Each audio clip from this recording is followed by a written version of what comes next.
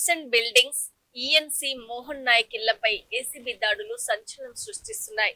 నెలకు కేవలం 85,000 రూపాయల జీతం పొందే ఈ అధికారి వద్ద ఏకంగా 100 కోట్ల రూపాయల అక్రమాస్తులు వెలుగు చూశాయి. ఈ దాడుల్లో 20 ఎకరాల భూమి, 7 లగ్జరీ ఫ్లాట్లు, ఒక విల్లా, 5 కిలోల బంగారాన్ని అధికారులు గుర్తించారు.